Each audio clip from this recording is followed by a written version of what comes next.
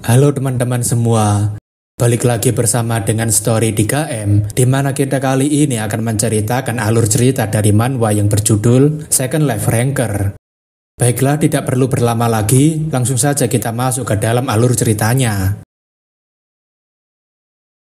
Pada chapter sebelumnya, Jungwoo dihadapkan dengan Ratu Semut yang sangat marah karena dia telah membunuh anak-anaknya yang belum menetas. Ratu Semut dengan sangat cepat langsung memberikan serangan pada Jungwoo, tapi Jungwoo tampaknya masih bisa dengan mudah menghindarinya. Jungwoo berpikir pasti ada semacam pintu yang menghubungkan tempat itu dengan gua semut, jadi dirinya harus segera menemukan tempat itu. Namun tak lama, Jungwoo tersadar jika pintu yang sedang dirinya cari itu sedang berada di belakang Ratu Semut dan sempat terhalang oleh tubuh Ratu Semut. Jungwoo kemudian melemparkan beberapa pisaunya kepada Ratu Semut untuk membuat perhatiannya teralihkan. Tidak hanya menyerang mata Ratu Semut, tetapi Jungwoo juga menyempatkan dirinya untuk memotong salah satu kaki Ratu Semut agar pergerakannya menjadi terhambat. Alhasil, Ratu Semut kehilangan keseimbangannya dan tidak bisa mengejar Jungwoo yang sedang mencoba untuk membuka pintunya.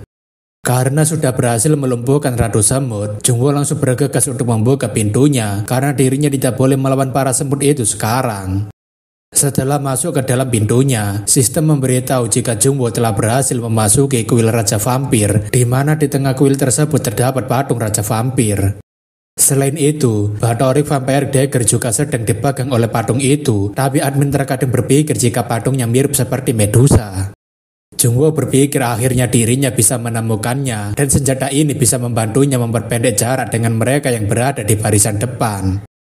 Bathory Vampire juga memiliki opsi Blood Mark yang menimbulkan efek bleeding berskala besar, tapi nilai yang sebenarnya dari senjata ini terletak pada opsi yang disegel. Jungwoo kemudian langsung mengambil Bathory Vampire, tapi tampaknya ada sebuah energi hitam yang menyelimuti tangannya. Jungwoo tahu jika Bathory Vampire secara pribadi akan memilih tuannya, tapi jika dia tidak terpilih, maka jiwanya yang akan dilahap habis. Akan tetapi, adiknya yang telah meneliti dalam waktu yang lama menemukan cara bagi para pemula untuk berurusan dengan Bathory Vampire. Jika seseorang melihatnya melakukan ini, mereka pasti akan mengira jika dirinya ini sudah gila karena menyerang dirinya sendiri. Bathory Vampire pada awalnya hanyalah sebuah skill, tapi dia memiliki tingkatan kesulitan yang sangat ekstrim untuk ditaklukkan. Raja Vampir sebenarnya sangat rakus, sehingga dia enggan untuk menyerahkan senjatanya kepada orang lain, bahkan setelah kematiannya. Jadi dia menyegel bentuk sejati dari senjatanya, lalu meninggalkannya. Karena segelnya sudah dilepaskan, Bathory Vampire menunjukkan kemampuan sejatinya, di mana dia bisa menguras kehidupan lawannya dan juga melahap jiwanya. Bukan hanya itu saja, senjata ini juga dapat mencuri skill lawan apabila pemakainya memiliki skill yang terampil. Karena dirinya sudah mendapatkan senjata yang akan sangat membantunya, Jungwoo dengan percaya diri kembali keluar untuk melawan para semut-semut itu lagi. Beberapa saat setelahnya, Jungwoo telah berhasil mengalahkan Ratu Semut dan meningkatkan kemahirannya menggunakan Bathory Vampire sebanyak 1,1%. Karena Jungwoo telah berhasil membunuh Ratu Semut, moral pasukan semut biru menurun dengan sangat drastis dan tidak berani untuk melawannya. Di samping itu, tampaknya rambut merah dan hijau mengikuti jejak Jungwoo untuk memasuki pintu hitam dan memasuki jalan rahasia. Rambut merah menanyakan apakah dia yakin jika pria bertopeng itu datang kemari, dan rambut hijau mengatakan kalau dia tidak percaya maka mereka kembali saja. Rambut merah mengatakan bukankah ini cukup sulit untuk dipercaya jika seseorang sendirian bisa memburu para monster ini dengan sangat cepat. Rambut merah mengatakan ini sungguh pemandangan luar biasa, mengingat dia mengatasi para monster ini dalam waktu yang singkat dan monster-monster ini tidak lemah sama sekali. Rambut hijau mengatakan mungkin ini terdengar lucu, tapi semakin jauh dia memasuki terowongan, maka musuhnya juga tidak akan melemah. Rambut hijau menanyakan apakah dirinya tidak salah lihat, dan rambut merah mengatakan dirinya tahu jika ini bukan lagi sebuah lelucon. Rambut merah mengatakan dia menguras energi kehidupan Ratu Semut, tapi bagaimana bisa dia menemukan barang itu meskipun mereka tidak memiliki petunjuk. Rambut merah berpikir jika dia tidak hanya melewati blok A sendirian, tetapi dia juga mendapatkan artefak langka atau skill dari bagian tersembunyi. Rambut merah rasa jika seorang pemain dengan skill seperti ini sebelumnya tidak pernah ada, dan cepat atau lambat kabar tentang orang ini pasti akan tersebar di seluruh tutorial. Rambut merah berpikir jika klan lainnya pasti akan berencana untuk mencarinya, jadi dirinya harus segera sigap mengambil tindakan sebelum itu terjadi. Namun tak lama, pasukan semut biru dan juga kelabang merah berlari sangat kencang melewati mereka, seperti mereka ingin kabur dari sesuatu. Tentu saja, rambut merah dan hijau berpikir untuk segera pergi ke arah pasukan monster itu kabur, karena di sana pasti adalah tempat manusia bertopeng. Di tempatnya Jungwoo, dia telah berhasil membunuh Brown Scarlet Salamander, dan total monster yang sudah dia bunuh sekarang adalah 1000. Karena syarat telah terpenuhi, semua bagian jantung api dan es telah berhasil didapatkan, dan sekarang tubuh Jungwoo sedang mendapatkan perubahan karena penyaduan bagian tersebut. Ketika membuka jendela status, statistik Jungwoo telah meningkat dengan sangat pesat berkat bantuan dari Bathory Vampiric. Khususnya pada karakteristik yang disebut sebagai peningkatan fisik yang membuatnya memiliki ketahanan yang besar dan tidak akan mudah mengalami kelelahan. Karena perbaikan tubuh sudah dikonfirmasi, status Incomplete Dragon Body telah berubah menjadi Immature Dragon Body. Sistem kemudian menanyakan karena peringkatnya telah diperbarui, apakah dia ingin mendaftarkan namanya dalam peringkat.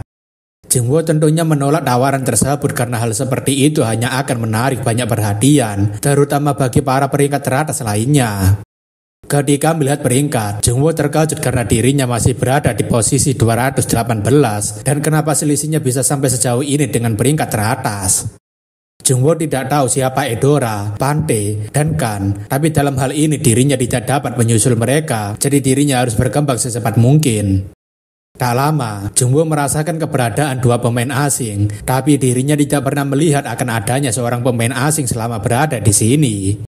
Jungwoo berpikir apakah mereka sedang mengincarnya, mungkinkah mereka adalah pemain dari Arangdan yang membalaskan dendam padanya. Ketika melihat adanya sebuah bayangan seseorang, Jungwoo tentunya langsung melemparkan pisaunya ke arah orang tersebut. Rambut hijau tentunya sangat terkejut karena ada serangan dadakan, tapi untungnya ada rambut merah yang langsung mendorongnya. Jika bukan karena bantuan dari rambut merah yang bergegas menyelamatkannya, Doyle pasti akan terluka parah jika terkena serangan tadi. Rambut merah menanyakan kenapa dia langsung menyerangnya, dan Jungwoo mengatakan bukankah mereka dari Arangdan. Rambut merah menanyakan apa maksudnya mereka dari Arangdan, dan Jungwoo mengatakan bukankah itu alasan kenapa mereka mengikutinya. Rambut merah mengatakan apakah dia berpikir jika itu adalah alasan masuk akal untuk menyerang seseorang secara mendadak tanpa bertanya terlebih dulu. Jungwoo mengatakan, lalu bagaimana jika dia dibuntuti oleh seseorang dengan niatan yang belum diketahui? Tentu saja dia pasti akan berpikir hal yang sama dengannya.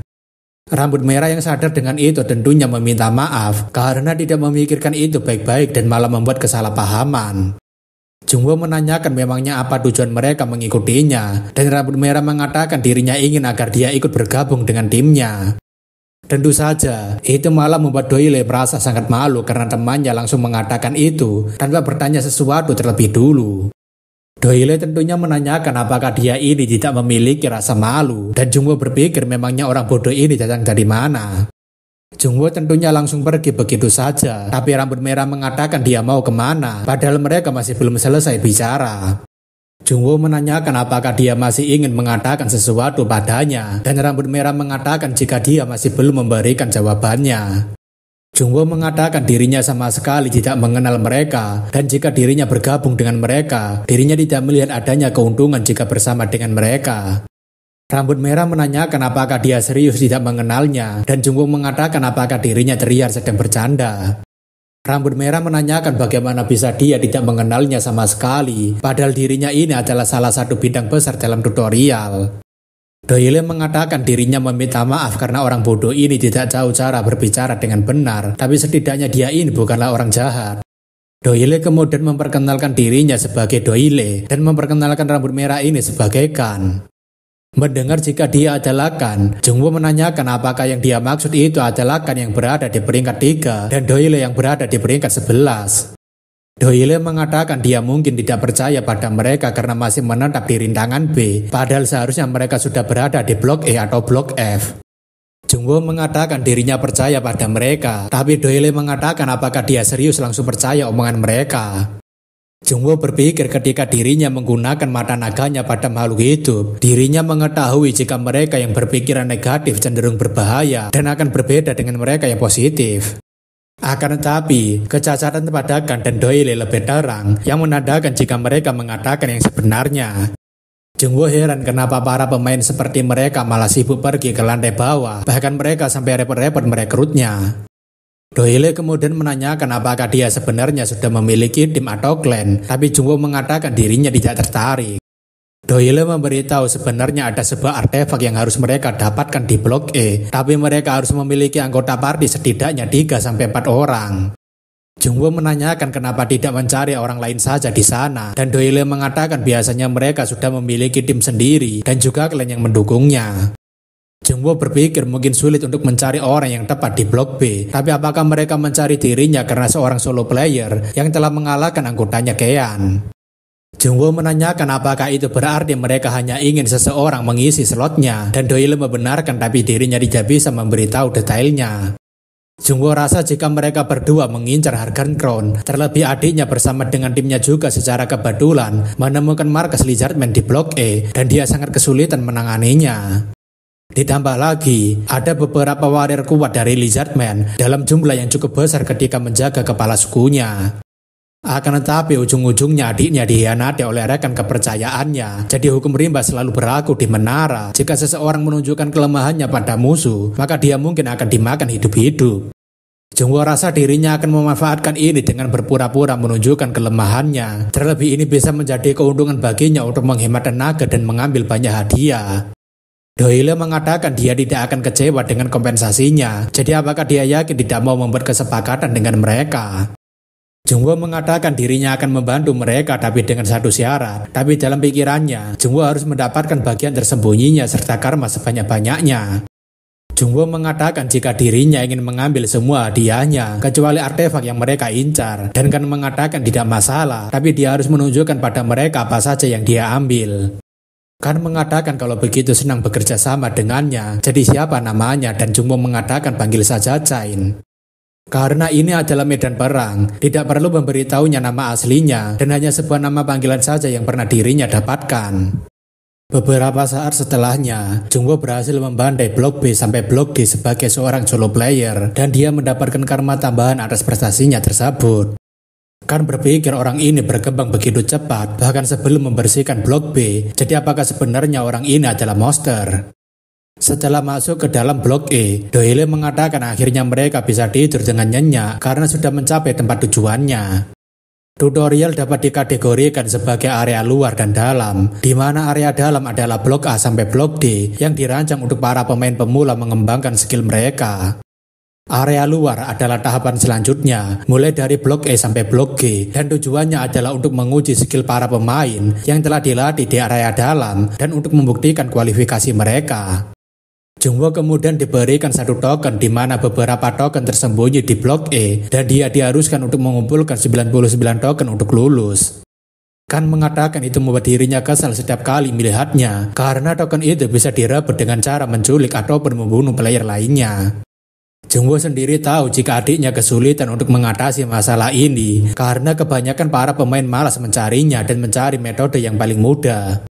Jungwoo berpikir sepertinya mereka tidak tertarik mengambilnya atau mungkin mereka sudah mengumpulkan cukup banyak sehingga tidak memerlukannya. Jungwoo mengatakan kalau begitu mereka cari bagian tersembunyinya terlebih dulu, baru setelah itu mereka mencari tokennya, tapi kan mengatakan jika tempatnya itu agak jauh dari sini. Blok E sangatlah luas karena tempat ini memiliki ekosistem yang berbeda, mulai dari pegunungan hitam berjajar di sepanjang sisi timur. Kemudian ada sungai yang sangat luas di samping padang rumput di area barat dan ada juga bukit-bukit kecil tersebar di area selatan. Akan tetapi, di ujung hutan lebar wilayah utara terdapat rawa berlumpur dan dihuni oleh banyak monster. Setiap monster dari berbagai jenis membentuk sebuah desa di sekitar hutan, tapi bagi para monster yang lebih besar seperti troll dan ogre hidup di pedalaman hutan ini. Lizardman, Sandworm, dan pemukiman orc berada di rawa utara, gurun timur, dan padang rumput barat. Tantangannya adalah menemukan token saat berurusan dengan para monster dan menjaga token mereka dari para pemain berbahaya lainnya, dan rawa utara adalah tujuan mereka saat ini. Berpindah ke Arangdan, sekarang ini seorang eksekutif menanyakan apakah dia yakin jika orang itu sekarang bersama dengan Doyle dan Kan, dan bukankah mereka itu seharusnya berada di Blok E. Anggota itu mengatakan mereka belum mendapatkan informasi akurat tentang itu, jadi mereka masih melanjutkan penyelidikannya, tapi rumornya mereka sudah sampai di Blok E. Eksekutif menanyakan kenapa dia malah baru memberitahunya sekarang, tapi bawahan itu mengatakan laporannya mengatakan jika itu hanyalah orang yang mirip saja. Eksekutif itu berpikir jika kan pasti sudah mengetahui jika pria bertopeng itu bermasalah dengan Arangdan, tapi dia masih berani merekrutnya. Eksekutif itu merasa jika Kan dan Doyle meremehkan mereka, dan mereka malah mencoba menjadi pelindung bagi pria bertopeng itu. Eksekutif mengatakan segera kumpulkan semua anggotanya sekarang, karena mereka akan segera berangkat menuju ke tempat yang didatangi orang itu.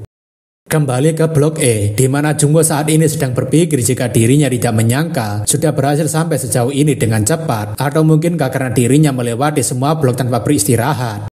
Melihat pemandangan bulan penuh, membuatnya teringat pada langit-langit di Afrika, dan dirinya menyukai suasana sunyi seperti ini.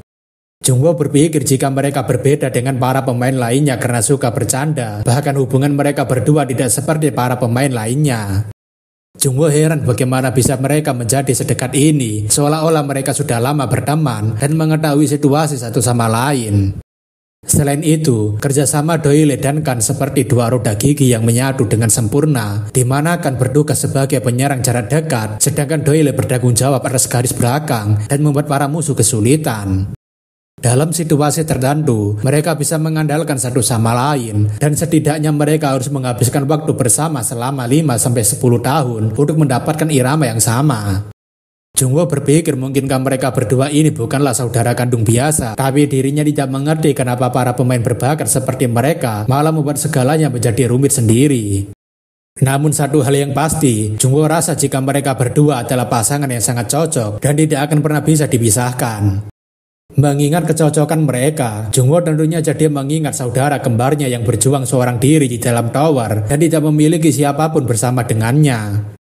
Jungwoo heran kenapa dirinya malah memikirkan sesuatu yang tidak berguna di tengah malam seperti ini, padahal biasanya dirinya tidak terlalu memikirkannya. Jungwoo menanyakan kenapa dia malah bangun lebih awal, tapi Kan mengatakan bagaimana bisa dirinya tidur nyenyak jika di sekitar mereka sangat bising. Doyle menanyakan kenapa dia membiarkan mereka, dan Jungwoo mengatakan dirinya berniat menyingkirkan mereka ketika sudah cukup dekat, tapi mereka malah bangun sendiri. Doyle mengatakan kalau begitu sepertinya tidak ada pilihan lagi, terlebih kakaknya juga sudah lama tidak menggerakkan tubuhnya, jadi ini sangat bagus sebagai sebuah pemanasan. Doyle menanyakan apakah orang-orang itu tidak mengetahui siapa dia, tapi akan mengatakan semua itu tidak terlalu penting. Kan mengatakan yang terpenting mereka adalah musuh yang mengarahkan pedangnya pada mereka, jadi bukankah seharusnya mereka melakukan hal yang sama? Seketika itu, Kan langsung menebaskan pedangnya ke arah semak-semak dan terdengar suara jeritan seseorang di balik sana. Mereka yang ketahuan berpikir bagaimana bisa dia mengetahui jika mereka bersembunyi di sini, dan mereka berpikir untuk segera berpencar. Akan tetapi, Kan tidak akan membiarkan seseorang yang mengarahkan pedangnya padanya untuk lolos dan langsung membantai mereka semua. Tampaknya juga, Doyle menunjukkan kemampuan pengendali serangannya, terlebih hutan adalah rumah bagi para serangga. Orang-orang itu tentunya jadi sangat kesulitan untuk melihat karena para serangga menutupi seluruh tubuh mereka hingga tidak berbentuk lagi. Namun tampaknya, beberapa orang mencoba untuk mendekati Jungwoo dari belakang dan berniat untuk menyergapnya. Akan tetapi, Doyle berpikir jika orang-orang ini sangatlah bodoh karena berpikir bisa menyerang Jungwoo dari belakang. Franco dan gerombolannya adalah salah satu pencuri yang paling aktif di Blok E dan mereka sangat menyukai pekerjaan ini. Mereka merampas semua barang berharga para korbannya dengan alasan mengambil tokennya, dan artefak para korban akan dibagi kepada para anggotanya untuk meningkatkan skill mereka. Bahkan, mereka juga menangkap para player hidup-hidup untuk dijual dengan harga yang tinggi dan juga ke beberapa tempat yang membutuhkan pemain hidup. Entah mereka akan digunakan sebagai budak kerja, pelacur, ternak, sampai objek tikus percobaan, mereka semua akan mengambil keuntungan tersebut. Mengetahui adanya seseorang yang bergabung dengan Doyle dan Kan membuat mereka berpikir jika dia adalah target paling lemah dan dia pasti sudah menyimpan banyak artefak. Akan tetapi, Franco salah besar jika mengira bahwa Jungwoo adalah target paling mudah karena dia adalah target paling menyulitkan di antara Doyle dan Kan. Karena Franco sangat bodoh, bahkan dia tidak menyadari jika Jungwoo telah berpindah ke belakangnya dan membuat Jungwoo dengan sangat mudah membunuhnya. Anggota Franco tentunya sangat terkejut dengan teknik yang digunakan oleh Jungwoo, bahkan mereka tidak menduga jika bos mereka akan mati semudah ini. Anggota Franco yang tidak terima tentunya mencoba untuk menyerang Jungwoo secara bersamaan, tapi Jungwoo tentunya sudah bersiap untuk menghadapi mereka semua. Namun tampaknya kedua orang itu tidak selevel dengannya karena Jungwoo dengan mudahnya bisa membunuh mereka berdua secara bersamaan. Seseorang kemudian mencoba untuk mencari celah menyerang Jungwoo, tetapi dengan mudahnya juga Jungwoo bisa menghindari serangan tersebut. Tentu saja, mereka yang beranggapan jika Jungwoo adalah target paling lemah sangatlah menyesal karena rupanya dia juga sangatlah kuat. Beberapa orang yang tersisa tentunya memilih untuk kabur, tapi itu tidak mungkin karena Jungwoo memang dingin dan juga kejam. Setelah membantai 21 orang, Jungwoo rasa dirinya mendapatkan jackpot karena sudah mendapatkan 81 token, tapi Doyle mengatakan sudah cukup lama bagi para pemain baru memasuki blok E. Doyle yakin jika mereka pasti menjual sebagian besar tokennya karena lebih dari 1000 orang sudah berada di tempat ini mencari token dan bertarung mengumpulkannya. Kebanyakan pemain hanya bisa mengumpulkan 10 token, tapi biasanya para pencuri lama akan menunggu mereka dan merampas semuanya. Karena pemain lama memiliki kekuatan yang kuat, para pemain baru tidak memiliki pilihan lain selain menyerahkan tokennya. Bahkan jika mereka berhasil menyembunyikannya, pada akhirnya akan dijarah juga. Alasan kenapa kesenjangan antara pemain top dan juga pemain lainnya sangat jauh adalah karena yang lemah akan terus kekurangan token dan pemain top akan semakin kaya. Doyle mengatakan bagaimanapun juga sebaiknya dia kumpulkan sebanyak mungkin karena itu bisa dibuat untuk membeli beberapa barang dari pedagang misterius. Karena mereka juga belum memberikan uang muka di awal, maka dia bisa menganggap jika semua token ini adalah miliknya sebagai bayaran mukanya. Jungwoo tahu jika blok E adalah tempat terakhir baginya untuk bisa mengumpulkan karma sebanyak-banyaknya. Terlebih lagi setelah mereka berhasil membunuh Raja Lizardman, maka dirinya harus segera bersiap-siap untuk membunuh pria itu. Setelah mengumpulkan kayu bakar, Kan mengatakan lawan mereka selanjutnya cukup kuat, jadi mereka harus bersiap-siap dan Jungwoo tahu maksudnya. Jungwoo kemudian memperhatikan Doyle yang sedang memanggil beberapa serangga dan tidak lama para serangga itu langsung terbakar. Jungwoo mengatakan itu hebat dan Doyle memberitahu jika mereka disebut sebagai serangga api yang akan membakar tubuh mereka ketika menghadapi musuh alaminya. Doyle mengatakan menara ini penuh dengan serangga yang luar biasa dan Jungwoo merasa jika pengetahuannya tentang menara masih sangat kurang. Keesokan harinya, Jungwoo bersama Doyle dan Kan sedang disibukkan membasmi beberapa monster yang tidak lain adalah pasukan Lizardman. Setelah membantai beberapa Lizardman yang berjaga, Jungwoo mengatakan dirinya akan mengambil beberapa barang terlebih dulu. Kan menanyakan apa yang dia lakukan, dan Jungwoo mengatakan mata Lizardman sangat berguna jika dia ingin membuat sebuah artefak dengan efek tertentu. Alasan kenapa Jungwoo mencari mata Lizardman adalah untuk membuat Gigas A, yaitu artefak The Giant yang dikatakan memiliki ratusan tangan dan 1000 mata. Doyle kemudian menanyakan apa itu, dan Kan mengatakan sepertinya ada sesuatu yang sudah mendahului mereka. Jungwoo yang memeriksanya mengatakan jika darahnya masih basah dan kemungkinan baru terjadi sekitar 5-6 jam yang lalu. Bagian tersembunyi secara harfiah tersembunyi itu akan berharga hanya jika disembunyikan, yang akan memainkan peran untuk meningkatkan moral para pemain dan mendorong mereka untuk tetap fokus tanpa tertinggal. Bagian tersembunyi tutorial tidak akan terulang lagi di babak yang sudah ditaklukkan, jadi Doyle dan Kan pasti akan dirugikan jika Harkan Crown tidak muncul lagi. Jungwoo mengatakan jika hanya ada jejak yang mengarah ke dalam, tapi tidak ada jejak seseorang keluar dari sana, dan tampaknya orang yang datang ke sini mencari Harkan Layer. Kan menanyakan apa maksudnya, dan Jungwoo mengatakan jika ini adalah jejak sesuatu yang berat dan sedang ditarik, jadi kemungkinan para Lizardman menggunakan sebuah umpan untuk memikat para pemain kemari. Monster tidak akan selalu menjadi mangsa, karena ada kalanya di mana para monster sendiri yang menjadi pemburu dan akan memangsa para pemain.